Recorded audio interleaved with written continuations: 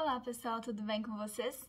Na aula de hoje nós vamos ver a equação fundamental da fluidostática.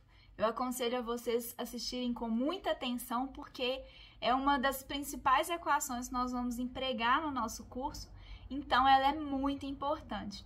Qualquer dúvida vocês podem me procurar e vamos lá!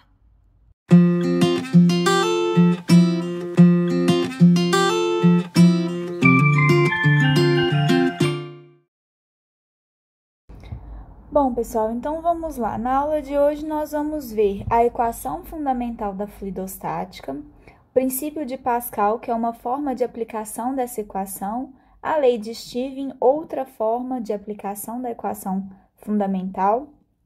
Vamos ver quais são instrumentos que podemos utilizar para fazer medição de pressão e como fazer a medição dessas pressões.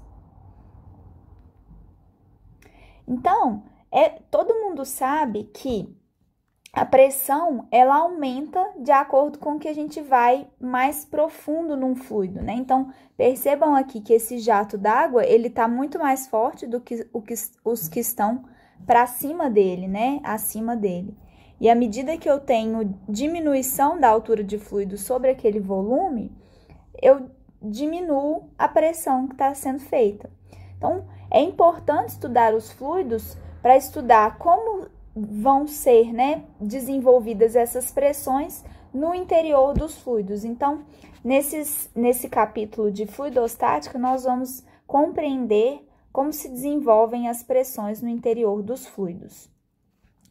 Bom, então, usando os princípios da fluidostática, nós podemos calcular as forças em objetos submersos e desenvolver instrumentos para fazer a medição das pressões.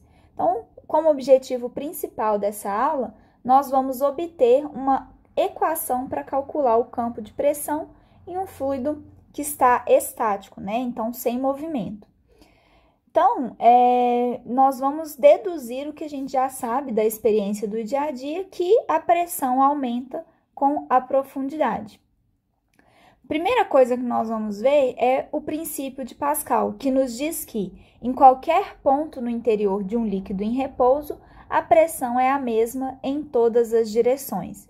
Então, vamos considerar um fluido, um elemento infinitesimal de fluido, e aí, para esse elemento infinitesimal, nós vamos fazer o equilíbrio de forças que agem sobre esse elemento, tá?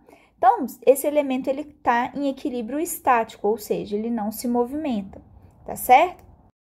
Considerando, então, as forças que agem na direção X, nós vamos pegar, nós temos agindo sobre esse lado aqui, de espessura 1 e altura dy, então, a área desse lado aqui é dy vezes 1, nós temos agindo uma pressão Px. Portanto, a força resultante dessa pressão vai ser Px vezes a área, que é igual a dy vezes 1, certo? Na direção de x positivo. Na direção de x negativo, nós temos a componente da pressão PS, que age sobre o lado, sobre essa face aqui, de lado ds vezes 1. Portanto, a força resultante vai ser PS vezes ds vezes 1, vezes o seno aqui do ângulo θ. Então, o somatório das forças em x vai ser igual a zero. Nós temos Px vezes dy menos PS vezes ds vezes seno de θ. Isso daí tem que ser igual a zero. Na direção y, nós vamos ter a pressão y vezes um dx, que é a área desse elemento aqui inferior, né? Então, dx vezes 1. Então, nós temos py vezes dx para cima.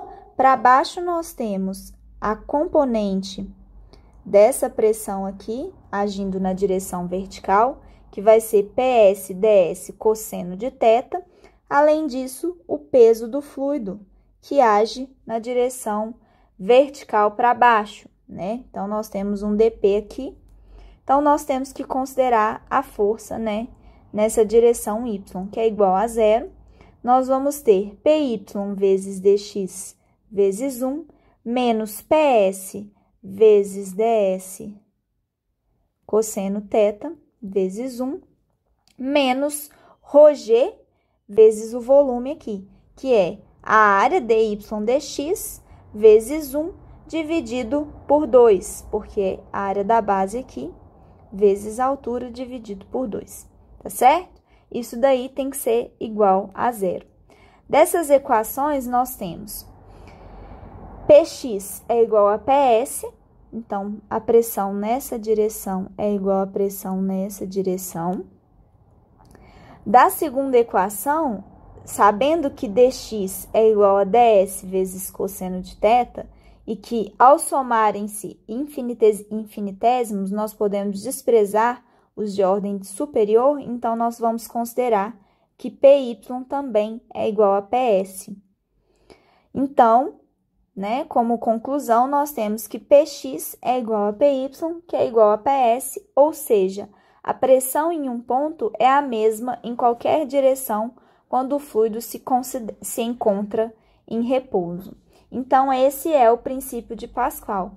Em qualquer ponto no interior do fluido, em repouso, a pressão é a mesma em todas as direções.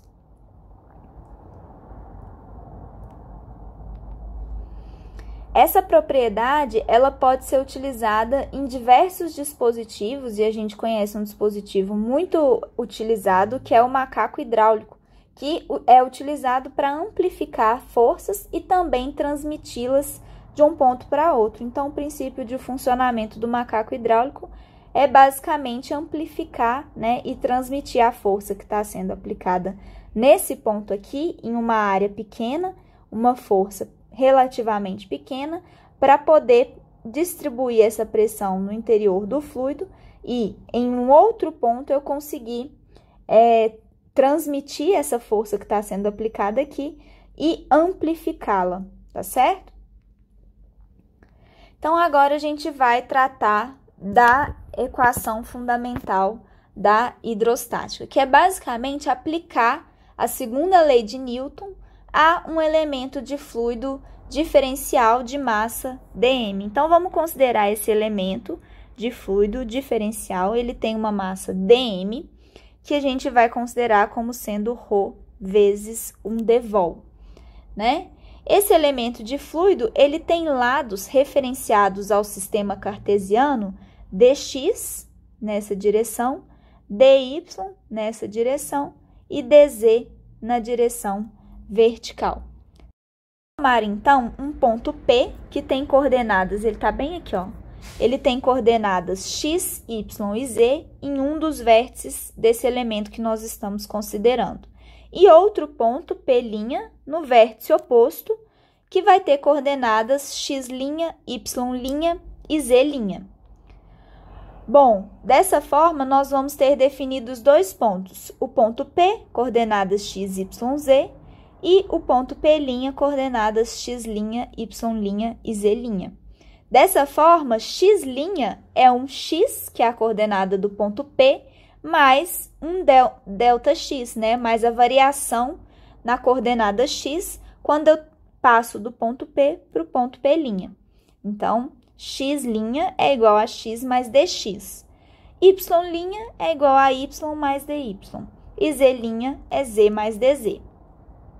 O volume desse fluido dentro do paralelepípedo vai ser dx, dy vezes dz. Então, o volume de fluido é a área, dx vezes dz, vezes a altura, que é dy, né? Ou tanto faz, vice-versa.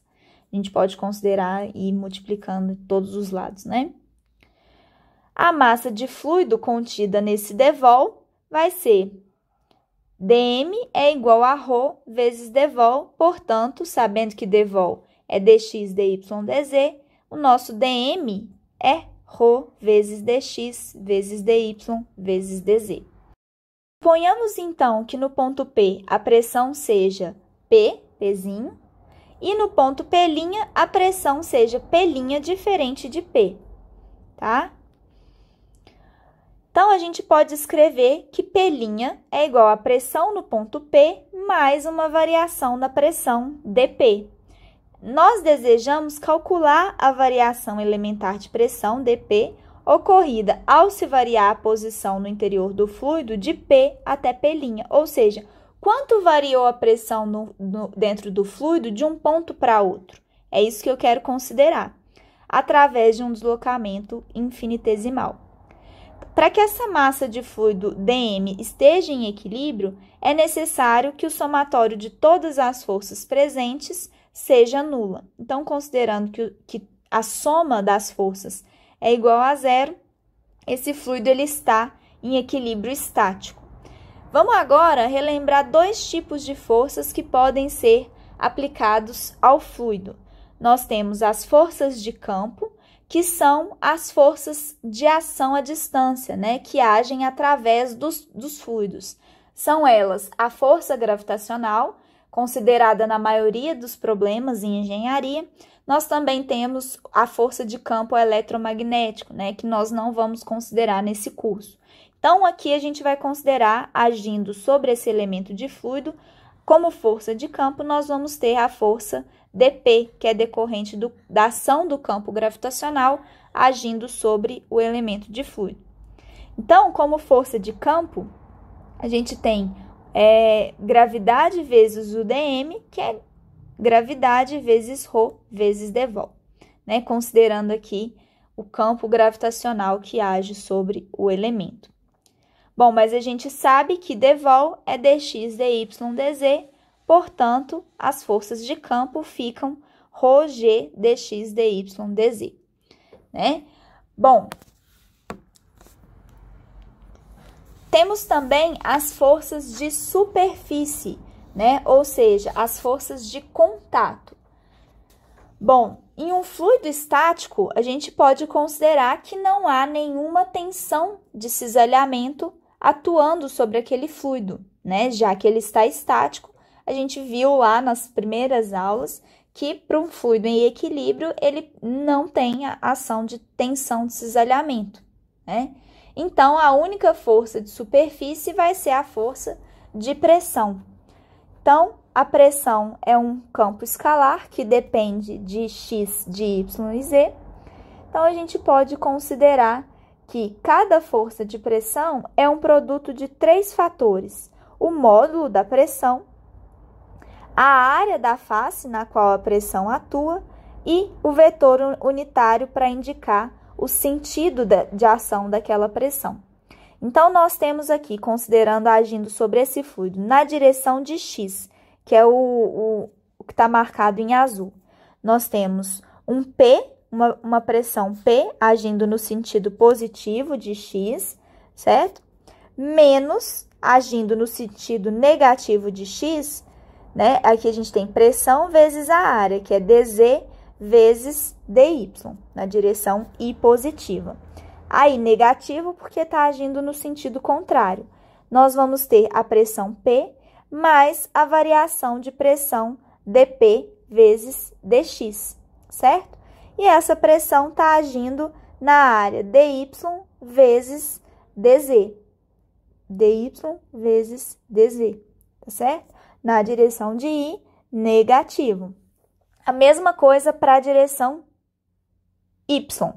Nós vamos ter a pressão P agindo aqui na face da esquerda, certo? Quando a gente muda, varia aqui a posição, nós vamos ter uma pressão P mais uma variação da pressão provocada pelo deslocamento aqui em Y. Então, dP, dy, certo? Isso na direção de Y negativo, portanto, J negativo, agindo na área dx vezes dz. E a mesma coisa para a pressão na vertical, né? Nós temos P agindo na vertical para cima e menos P mais dP dz na direção de z, certo? Agrupando e cancelando os termos, nós vamos chegar nessa expressão aqui para a força de superfície, para a força resultante de superfície agindo sobre aquele elemento de fluido. Bom, esse termo aqui entre parênteses nós vamos chamar de gradiente de pressão. O gradiente é um operador vetorial, é uma forma de representar as derivadas parciais em relação aos eixos cartesianos da pressão. Então, gradiente de pressão, né? Fisicamente, o gradiente de pressão é o negativo da força de superfície por unidade de volume devido à pressão. Para que a gente possa obter a força total resultante agindo, então aqui a gente tem, né, a força de superfície vai ser menos o gradiente de pressão vezes 1 dvol. Para que a gente possa obter a força total resultante atuando sobre um elemento de fluido, nós temos que a força total é a força de superfície mais as forças de campo. Forças de campo, nós temos ρg vezes dvol. Forças de superfície, nós temos menos o gradiente de pressão vezes dvol. Se nós passarmos isso daqui dividindo, nós vamos ter a força por unidade de volume, né? Então, por unidade de volume vai ficar dF dvol é menos o gradiente de pressão mais o ρg. Para uma partícula fluida, a segunda lei de Newton nos diz que a força é igual a massa vezes a aceleração, né? Mas se o fluido ele está estático, então a aceleração ela é igual a zero. Então, nós chegamos numa equação desse tipo, né? dF dvol é igual a força vezes aceleração, massa vezes aceleração. Então, isso daqui é igual a zero, né? O que nos leva a menos dP, menos o gradiente de pressão, mais ρg, igual a zero. Bom, essa expressão aqui, ela tem duas componentes. Uma que vai ser considerando as forças de pressão por unidade de volume em um ponto, somada às forças de campo por unidade de volume em um ponto. Essa é uma equação vetorial, o que significa que ela equivale a 3 equações de componentes que devem ser satisfeitas individualmente. Então, são elas as equações menos dρ dx mais ρ vezes gx. Então, eu peguei a componente na direção x, isso tem que ser igual a zero. A componente na direção y tem que ser igual a zero. E a componente desse vetor na direção z também tem que ser igual a zero. Bom, se o sistema de coordenadas for escolhido, né, com o eixo z na vertical para cima apontando, né, como positivo, então a gravidade na direção x é igual à gravidade na direção y, que é zero. Nós não temos aceleração da gravidade nas direções x e y, apenas na direção de z, né? E como z tem o sentido positivo para cima e a gravidade tem o sentido para baixo, né? Então, a gravidade na direção de z vai ser menos g. Então, a gente vai resultar, cortando aqui, né? A variação da pressão na direção x é igual a zero. A variação da pressão na direção y é igual a zero. E a variação da pressão na direção z é igual a menos a massa específica vezes a gravidade. Essas equações indicam que, com as considerações feitas, quais são as considerações feitas, né? Nós temos um fluido estático, a gravidade é a única força de campo atuante e o eixo z ele é vertical e positivo voltado para cima. Então, com essas considerações, a pressão independe das coordenadas x e y, apenas da coordenada z, né? A pressão, então, só varia na direção vertical. Então, a equação fundamental da hidrostática que nós vamos chegar vai ser a variação na pressão com z é igual a menos ρg. Rho vezes a gravidade é a própria definição de peso específico. Então, é o negativo do peso específico, né? Então, essa é uma equação básica que relaciona pressão com a altura estática dos fluidos, né? Para determinar a distribuição de pressão em um fluido estático, essa equação ela deve ser integrada e aplicada aí às condições de contorno. A equação fundamental da hidrostática nos diz que ao longo de uma mesma superfície de nível de um mesmo fluido, em repouso, a pressão não varia. Então, considerando aqui vários elementos aqui, né? Vários vidros, nós temos um fluido em repouso. Se nós tomarmos a pressão ao longo dessa altura aqui, H, a pressão em todos os pontos, ela é a mesma, porque com X a pressão não varia, tá certo? Então, qualquer ponto aqui a uma mesma altura, a pressão vai ser a mesma. A pressão muda com Z, então, a pressão nesse ponto 1 é diferente da pressão no ponto 2. Mas a pressão no ponto 1 é igual à pressão no ponto 3, que é igual à pressão no ponto 4, que é igual à pressão no ponto 5, porque elas estão numa mesma linha aqui. Então, antes de nós considerarmos aplicações específicas dessa equação, é importante observar que os valores de pressão, eles devem ser estabelecidos em relação a um nível de referência. Então, nós temos duas escalas de pressão. Nós temos a escala absoluta, que referencia a pressão em termos do vácuo absoluto. Então, a pressão expressa na escala absoluta expressa a diferença de pressão entre a pressão e o vácuo total. E a pressão indicada, né, em escala de pressão relativa nos vai dar a diferença de pressão entre a pressão considerada e a pressão atmosférica do ponto em que ela estiver sendo medida, né?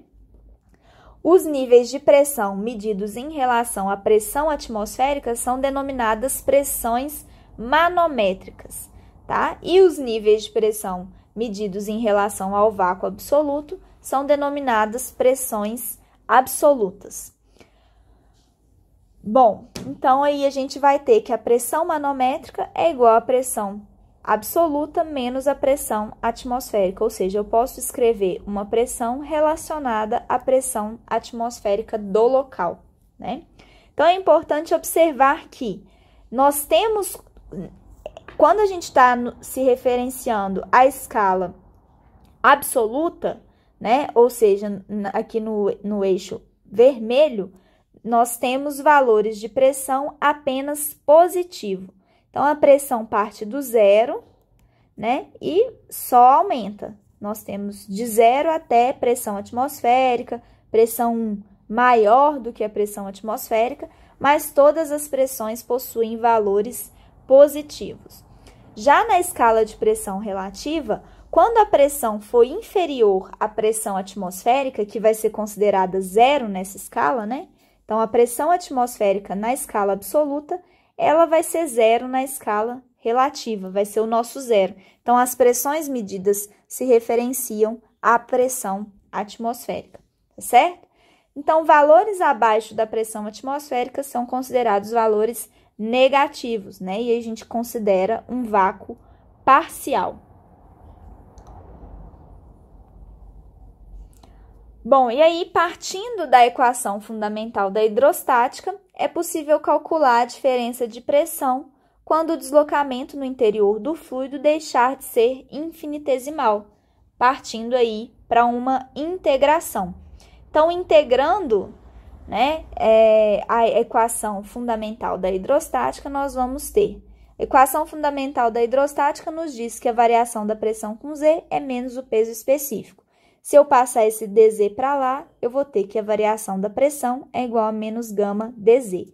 Integrando dos dois lados, e eu vou integrar, quais são as minhas condições de contorno? Eu vou integrar do ponto P a um ponto P', e o ponto P, ele tem uma altura Z, e o ponto P', ele está na altura Z'. Para resolver essa integral, é necessário conhecer como o peso específico varia com Z. Mas, para a maioria das situações práticas na engenharia, a gente pode considerar que a variação da gravidade ela é desprezível. No caso de um fluido incompressível, a massa específica ela é constante. Então, o peso específico ele também vai ser constante, ele pode sair para fora da integral, na maioria dos casos, né, considerados aí em engenharia. Então, aí a gente vai ter que a variação da pressão, P', né, que é o nosso índice maior, menos P, é igual a menos a integral de Z até Z' do gama dZ. Se a gente inverter o sinal, aqui a gente vai tirar o sinal de negativo e vai passar para o lado de lá. Então, eu vou ficar com P menos P'. Ou seja, a variação da pressão é igual a P menos P', que é igual a integral de Z até Z' de gama dZ.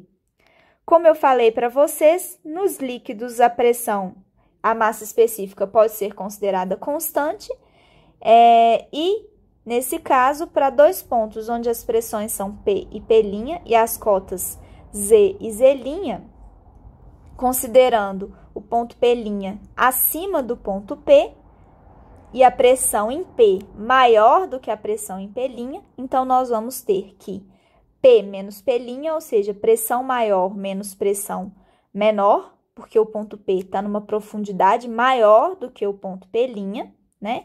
É igual a gama vezes a cota do ponto P', que é Z', menos a cota do ponto P, que é Z, né? Se nós, então, subtrairmos Z' menos Z, nós vamos considerar aqui uma altura H. Então, chamando aqui a distância entre os pontos P' e P de H, uma distância positiva na vertical, nós vamos ter que ΔP é igual a gama H, ou então P é igual à pressão P' no ponto mais acima, mais a variação da pressão gama H, né? Ou seja, a pressão num ponto mais abaixo, que é P, é igual à pressão num ponto acima desse ponto que eu estou considerando, mais o peso específico ou o peso de fluido acima desse ponto, né? Que é gama vezes H. Então, a pressão no ponto P é igual à pressão no ponto acima dele, mais a pressão devido à coluna de fluido que está acima desse ponto. O que é a pressão devido à coluna de fluido? Gama vezes H, né? Então, sempre considerar dessa forma. Um ponto abaixo, ele tem pressão maior do que um ponto acima. Essa daí é a lei de Stevens, né? Que nos permite calcular a pressão em um ponto mais baixo, P, a partir da pressão no ponto mais alto, P', e da altura H entre esses pontos.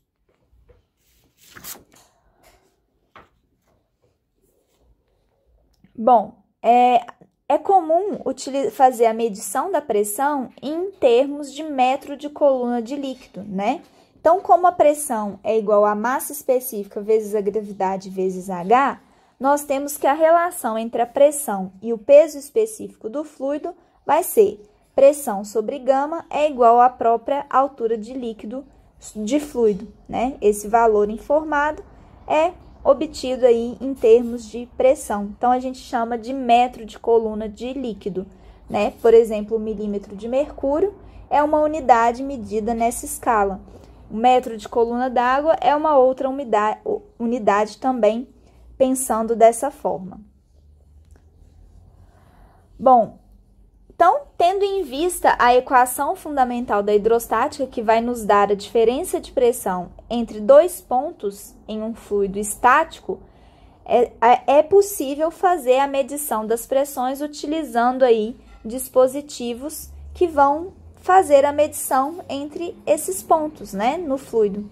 Então, nós temos alguns dispositivos utilizados para medição de pressão. O pesômetro, então, ele é um elemento de medida que faz a medição da pressão em uma tubulação, por exemplo, onde eu tenho um fluido escoando, eu vou inserir o piezômetro nessa tubulação e o fluido ele vai subir até uma altura e se estabilizar.